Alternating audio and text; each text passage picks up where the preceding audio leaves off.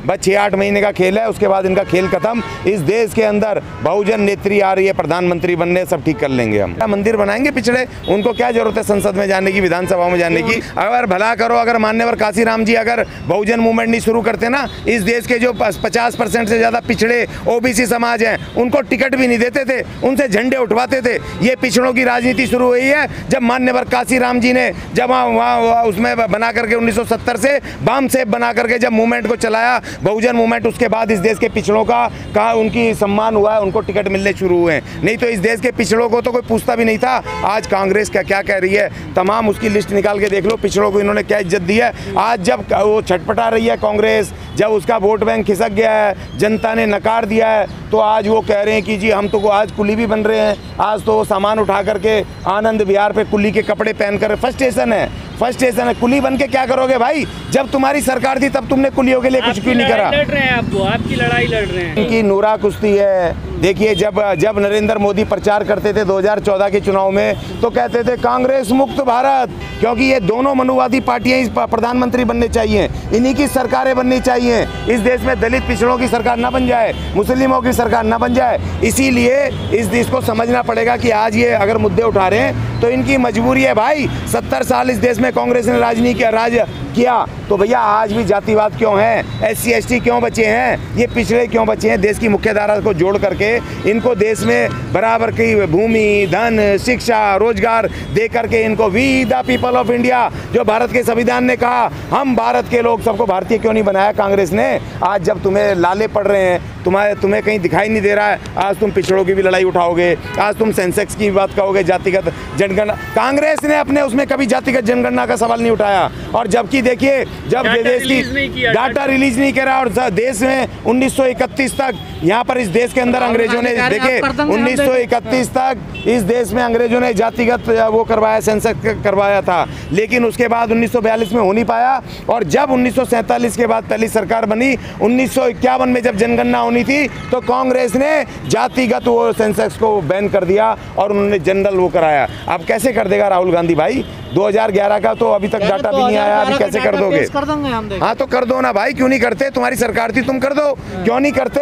आज जब तुम्हें बीजेपी को धमकी दे रहे हैं ना राहुल गांधी। देखिए राहुल गांधी का और ये बीजेपी का एक ही मकसद है कि बहन कुमारी मायावती को सत्ता में आने से रोकना, बहुजन मूवमेंट के सामने वो खड़े हो जाना। आज ये दलितों के भी वो हितैषी बन रहे हैं, और आज ये उनके भी पिछड़ों के भी हितैषी बन रहे हैं, और मुस्लिमों को भी बन रहे हैं। भाई देखो, हमें तुम्हारा ये नहीं चाहिए, हमारी बहन है कुमारी मायावती है लड़ने के लिए, हमारे लिए वही बहुत है। हम लड़ देंगे अपनी लड़ाई, और उनके नेतृत्व में, बहन जी के नेतृत्व में, हमें अब किसी की दया नहीं चाहिए। महिला आरक्षण पर क्या कहना आपका? महिला आरक्षण में बहन कुमारी मायावती जी ने कह दिया है कि हमारा पूर्ण समर्थन है, और उसमें उन्होंने विरोध जो जताने थे, जिसमें कि SC STओं का रिजर्वेशन अलग नहीं दिया, कोटे में कोटा, OBC समाज का अलग से कोटे में कोटा रिजर्वेशन नहीं दिया, उसके लिए बहन जी ने आपत्तियां दर्ज कराई। और बहन जी ने इनकी पोल खोल दी कि ये जो इन्होंने लेकर के आए, ड्राफ्ट लेकर के आए, ये जब 2024 में लागू नहीं होगा तो तुम क्यों लेके आए भाई? 2024 में क्यों नहीं करोगे लागू? आप बिल पास करो और 2024 से लागू करो, क्या दिक्कत है? हम तो समर्थन में हैं। बहन जी ने कहा तुम जैसा भी लाओ तो सही, हम समर्थन कर रहे हैं, लेकिन विरोध ये करा कि तुम्हें SC ST OBC का इसमें महिलाओं का रिजर्वेशन देना चाहिए। तो जो बहन जी का स्टैंड है वही हमारा स्टैंड है। पिछड़ों को क्या मिला इससे? पिछड़ों को मंदिर की घंटी मिली, वो मंदिर बनाते हैं, मंदिरों में जाकर के घंटी बजाओ, वहाँ पर लंगर खाओ, और वहाँ पर उनके धर्म को, आपको धर्म की ठेकेदारी दे रखी है, धर्म को अपने कंधे पे उठा करके आगे बढ़ाओ। अभी आरा मंदिर बनाएंगे पिछड़े, उनको क्या जरूरत है संसद में जाने की, विधानसभा में जाने की? महिला नहीं जा सकती सांसद? तो वो तो बीजेपी वाले से पूछो ना, बीजेपी वाले जिनके साथ वो लगे हुए हैं, मंदिर मस्जिद की लड़ाई लड़ रहे हैं, वो तमाम जा करके उसको, उनके मंदिरों को, उनके धर्म को उठाए घूम रहे हैं, तो वो उनसे पूछो तुम्हें मंदिरों में जाना है या तुम्हें संसद में जाना है? तो ये तो उनको सोचना चाहिए, और उनको प्रधानमंत्री जी को बोलना चाहिए, भाई हम तुम्हें एक तरफा समर्थन करते हैं, तुम्हारे मंदिर धर्म हमने अपने ढो रखे हैं कंधों पे, तो हमें भैया हमारी महिलाओं को भेजो। अब ये तो उनको लड़ना है, लेकिन बहन जी फिर भी उनकी लड़ाई को आगे बढ़ा रही है। बीजेपी से ऐतिहासिक कदम बता रही है देश की महिलाओं के लिए, नहीं तो फिर कल पास क्यों नहीं करवाया? क्यों उसको बुरिया बिस्तर बांध करके क्यों ले गए? क्योंकि इनको लग रहा था कि ये तमाम विपक्षी दल इसका विरोध कर देंगे तो इसको ये इस्तेमाल करेंगे एक वेपन के रूप में। वहाँ पर 2024 में महिलाओं को कहेंगे 3 राज्यों में इसमें देखो मोदी जी तो ला रहे थे ये रिजर्वेशन महिलाओं को, लेकिन ये विपक्षी होने देखो नहीं ये चाहते महिलाओं को, तो महिलाओं का वोट लेना चाह रहे थे बेवकूफ़ बना करके, तो इन्होंने सबने कह दिया भाई विरोध तो है हमारा, इसमें ये संशोधन होनी चाहिए, लेकिन तुम लाओ तो सही, करो पास, हमारा समर्थन है। होगा ना अभी तो लंबा। हाँ वही एक्सपोज करा कि ये महिलाओं को गुमराह कर रहे हो सिर्फ तुम्हारा वोट लेने के लिए, ये 2024 में लागू नहीं होगा। उसके बाद कह रहे हैं कि हम जनगणना कराएंगे, उसके बाद कह रहे हैं कि हम परिसीमन करेंगे सीटों का। अरे भैया क्यों करोगे, जो एग्जिस्टिंग सीट है हम कह रहे हैं उसमें से जो आदमी लड़ते थे उनकी तरह जगह महिलाएं लड़ेंगी 33%, और वही कंस्टिट्यूंसी है और लड़ा दो 2024 से कर दो लागू। कौन मना कर रहा है? हम SC ST होकर के हम नहीं मना कर रहे, हम कह रहे हैं हमारी माताओं को बहनों को उसमें मिले रिजर्वेशन। और बहन जी ने तो यहाँ तक कहा 33% क्यों भाई, 50% आधी आबादी है, 50% मिलना चाहिए। तो बहन कुमारी मायावती ने इनकी पोल खोल दी और समर्थन भी दिया कि तुम आज से लागू करो, अब तब से क्यों लागू करोगे। तो इसीलिए हमारा पूरी तरह से समर्थन है महिला आरक्षण बिल को। उसमें जो संशोधन होने वो अगर ये नहीं करेंगे तो 2024 में बहन कुमारी मायावती प्रधानमंत्री बन के वो खुद कर लेगी। में भारत वो कहलवा दो उससे एक बार, वो भारत ना तो भारत बोलता है ना इंडिया बोलता है, वो बोलता है हिंदुस्तान हिंदुस्तान चिल्लाता है, पता नहीं कौन से देश का नाम लेता है। हमारे देश का नाम भारत के संविधान के आर्टिकल 1 में इस देश का नाम भारत अर्थात इंडिया है, और अंग्रेजी में इंडिया दैट इज़ भारत ये लिखा हुआ है। तो हिंदुस्तान चिल्लाता है वो, पहले तो उससे भारत कहलवा दो, इंडिया कहलवा दो इस देश का नाम। और दूसरा, राहुल गांधी अगर सुधर गया है, अगर कांग्रेस ने सुधार कर लिया है तो उसको बोलो कि अगर राहुल गांधी प्रधानमंत्री बना, कांग्रेस सत्ता में आई तो वो 1992 की देश को बेचने वाली नीतियां वापस लेंगे, इस देश के मजदूरों को ठेके में जो भेज रखा है ठेकेदारी की नीतियां वापस लेंगे। तो ये अगर राहुल गांधी कह दे हम राहुल गांधी के साथ राहुल गांधी क्या? हाँ देखिए बहुत सारी मक्कारी कर रहे हैं, बिना सदन को बताए, बिना ये विपक्ष को बताए और बिना कोई नोटिफिकेशन लाए या संविधान संशोधन करे, ये उसमें संविधान के साथ भारी छेड़छाड़ कर रहे हैं। अब ये बौखला गए मनुवादी, इनको पता है 2024 में आना नहीं है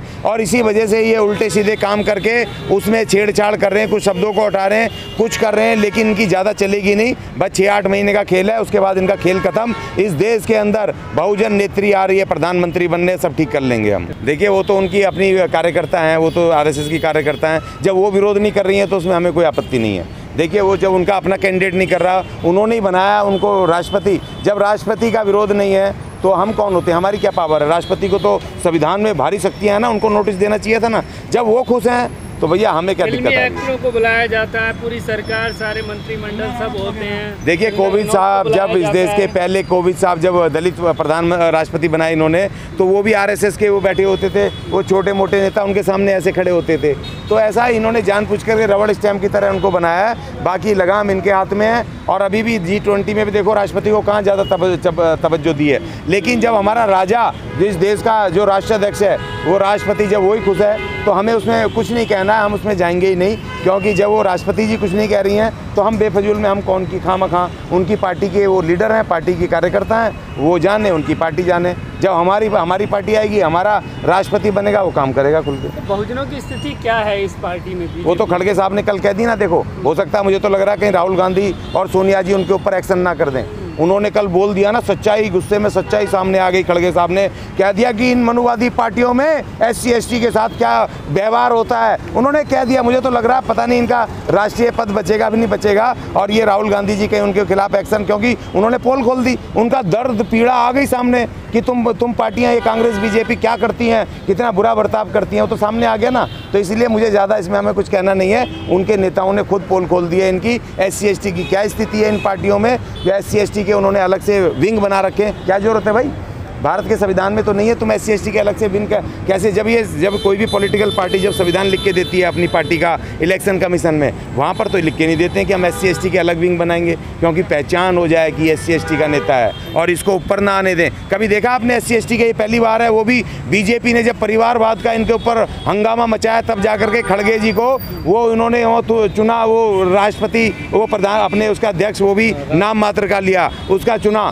लेकिन कभी देखा कि कैशियर कभी दलित हो, जिसके हाथ में कैश की चाबी हो इन पार्टियों की, कभी देखा है? लेकिन कांग्रेस कैशियर ने नहीं तो होगा। राष्ट्रीय अध्यक्ष बना दिया खड़गे साहब। देखिए ऐसा रबड़ से ऐसे तो राष्ट्रपति भी है ना हमारे, दो राष्ट्रपति बन गए, लेकिन वो दोनों राष्ट्रपति जो कानून जो अध्यादेश आ रहे हैं दलितों के खिलाफ उन्हीं पे साइन कर रहे हैं। तो ज़्यादा ना बोल करके अब हम अपनी राजनीति को आगे बढ़ा रहे हैं। बहन कुमारी मायावती के रूप में हम प्रधानमंत्री देखते हैं, सरकार बनाएंगे और हम ये जो बीमारियां इन्होंने जो गंदगी फैलाई है उसको हम साफ करेंगे। भारत के संविधान को बचाएंगे भी और भारत के संविधान को अक्षरशः लागू भी करेंगे।